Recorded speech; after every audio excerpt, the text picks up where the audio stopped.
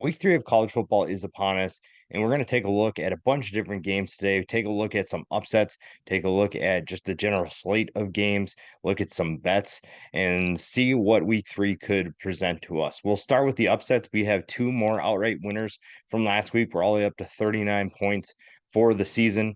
And we'll take a look at week 3 and what we should expect. Missouri is playing Kansas State, and they are a 5.5 point underdog at the time of recording here, which is really surprising. Kansas State is playing really well. I think Will Howard's play has been something to note. He's been playing exceptional so far, but playing against Missouri is a different ball game. That is a different level of competition, and I think that the Missouri Tigers will be able to give Kansas State a little bit tougher test, and we'll see what happens when the game plays out. South Alabama is another team. It is a tough team to beat. They obviously are off to a little bit of a disappointing start, but they are still tough. I think that Oklahoma State did what they needed to do to beat Arizona State, but it was not an impressive win last week. So South Alabama at +7 is a pretty good bet to keep this game close. And I think that even could pull off the upset if Oklahoma State is not careful. Somehow, North Texas is a 4.5 point underdog against Louisiana Tech. I have not been impressed with Louisiana Tech so far. North Texas hasn't been super impressive either, but I think that I've seen a little bit more. You saw what they did against Cal, at least early on. So I think that North Texas being a 4.5 point underdog is almost a little ridiculous, but it's an interesting former Conference USA matchup. North Texas now in the AAC. So we'll see what happens there. And that one could be an extremely entertaining, maybe even high scoring game. James Madison and Troy face off in a Sun Belt showdown. James Madison somehow, after appearing to be the better team thus far, is a 3 point underdog at the time of recording. Troy just got beat by Kansas State pretty soundly last week, so that's something that's concerning. Whether or not the passing attack is able to get going for Troy is probably a big question, but James Madison is riding high after the 36-35 win over Virginia. So give me James Madison and the Dukes there. A game that's kind of a stretch, Georgia Tech +19 versus Ole Miss. Ole Miss kind of struggled to put away Tulane, and I finally did towards the end of the game last week, but this is still a team that I think has something to prove now. Georgia Tech is also looking to prove something. They're a team looking to bounce back, and at 19 points, maybe they don't, maybe they cover. Maybe that's the best thing that they can do this week. But I just feel with the performance we saw from Ole Miss last week, if a team like Georgia Tech who can play with some confidence, we saw what they did against Louisville. Obviously, that did not go their way in the end, but this is a team that could play with a ton of confidence and get Ole Miss a little bit worried, and then you find yourself in a position to pull off that upset. Moving on to the bets for the week, we had a decent week last week. We started off strong, kind of stumbled towards the end. We finished 8-8 so far for the season, 4-4 last week. We already talked about one of these games, the Missouri Tigers at 5.5 points. Get in on that. I think that Missouri is a underrated team right now. Kansas State is got a lot of momentum, but I think that Missouri at 5.5 points is a really good value bet if you can still get that.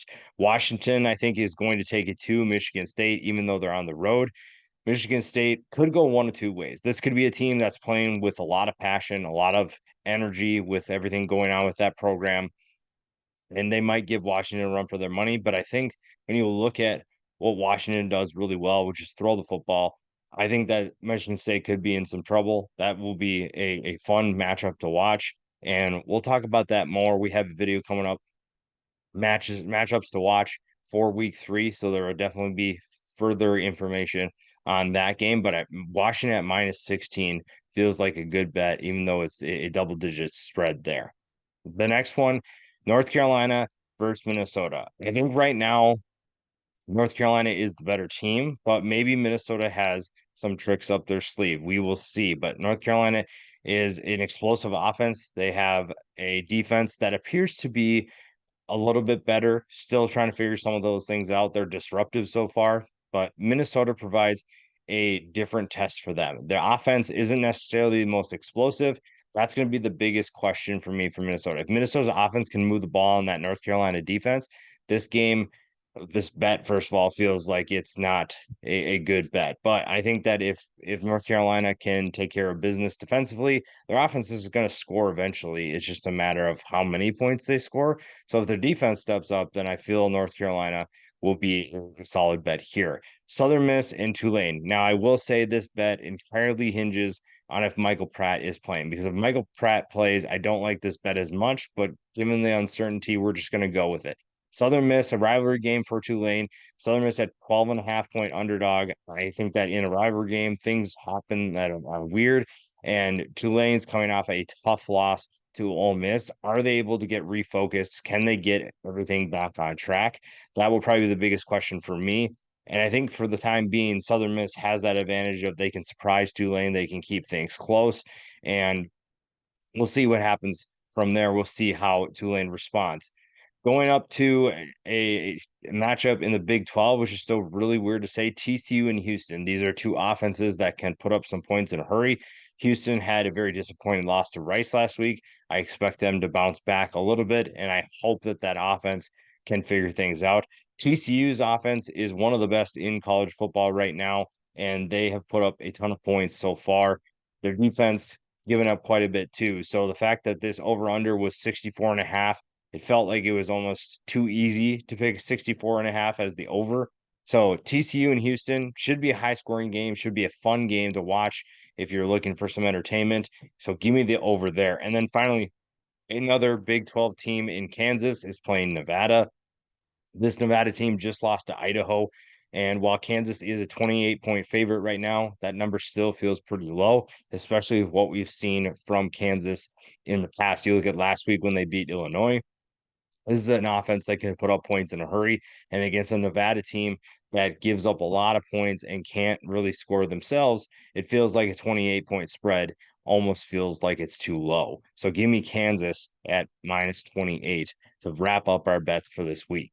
Another good week for Pick'em. I thought it was a really solid week. 8-2 puts us up to 22-8 on the season, and we will go through another handful of games here, 10 more games to watch. And if, like I said before, make sure you comment your picks below. Make sure you are adding those to the chat. There's also some polls if you haven't checked those out in the community tab. So let's start in with, we already talked about this. They're going to be in all three sections. Missouri over Kansas State. I think the Tigers are, like I said, an underrated team. Kansas State is riding high from that Big 12 championship, and they are off to a hot start. But playing Missouri provides a unique challenge, a different challenge that Kansas State has yet to face. Georgia over South Carolina. Georgia is obviously considered the best team in college football, and this is their first real test of the season. They haven't really been tested against UT Martin and Ball State. They took care of business, and now they get a chance to show that they can do it against South Carolina. Last year was an absolute blowout, absolute domination by Georgia, and they're expecting to do that again. So I expect Georgia to take care of business early and put this away pretty quick. Oregon State over San Diego State. San Diego State's defense provides a different challenge for Oregon State. Oregon State's already pretty much dominated San Jose State. That's a San Jose State team that's defense is pretty underrated. San Diego State's defense appears to be a little bit better. So if they are able to once again dominate, this is a team to watch out for in the Pac-12. Right now, I have North Carolina over Minnesota. It's probably the one I feel the least confident in because we just don't really know which North Carolina we will get. And Minnesota is an underrated team, kind of flying under the radar right now. PJ Flex squad plays really good defense. The offense is still figuring some things out. But if this is the game in which they do figure that out and have a breakthrough, then North Carolina could be in trouble at home. Washington over Michigan State. I don't expect the Huskies to have too much trouble with Michigan State. I think the Spartans have too many distractions going on right now, but maybe it'll be an entertaining game. But with that passing attack, Michigan State has to play their best game of this season. Tennessee over Florida doesn't feel like that should be too much of a concern. It is a rivalry game, so you never know how close that will actually be. This is a big test for Joe Milton to be able to prove that he is the guy against a Florida team that I think people are kind of overlooking right now. It's kind of easy to see why, but Tennessee, after last week against Austin Peay, for a long time it was 6-6, and they didn't put them away until later in the game. So Tennessee, if they can figure out a way to get some points on the board early, Florida's going to have to play catch up, and I like Tennessee in that situation. James Madison over Troy. The Dukes are one of the best teams in the group of five, and I think that they are making a run, even though they're not eligible for the postseason, which is a debate and a discussion for another day because of how ridiculous that is.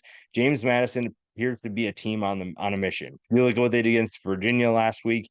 Started off really strong. Virginia storms back, and then James Madison bounces back with a run of their own. I think this is a team not of destiny, but a team that is meant to have a good season. And now they get to play the defending Sun Belt champions, the Troy Trojans. So they get a chance to make a statement and show that they are the team that will be running the Sun Belt this year, even if they're not eligible for the postseason. Ole Miss over Georgia Tech. I picked it in the upset bid, but I think Ole Miss is just too talented for Georgia Tech. But do not sleep on the Yellow Jackets. I think they're playing with a different energy this year. I think that they are a team that you don't want to mess with or don't want to take lightly. And if Ole Miss takes care of business and can handle things up front, then I think that the Rebels are going to be just fine. Texas should take care of business against Wyoming. I don't expect Wyoming to keep this particularly close. The only way that happens is if their front six gives Texas quite a bit of trouble. This is a team that struggles defending the pass, but if they can get after the quarterback, Wyoming is able to slow teams down. They did struggle to slow down the Texas Tech offense, and Texas is a much better offense. So I expect Texas to win this game, but it'll be fun to watch. Wyoming is a super underrated team, a good team in the Mountain West, and it'll be interesting to see how long they can keep this one close. And then finally, a game that has taken on some significant steps in terms of importance and hype and excitement. Colorado and Colorado State. I think that Colorado State didn't really have much of a chance in this one already. And with Jay Norvell's comments, and if you don't know what those are, check out the matchups to watch for week 3. I dive more into that. But give me Colorado. I think they're a team that's taking this personal, a team that is ready to make a statement, especially against their rival.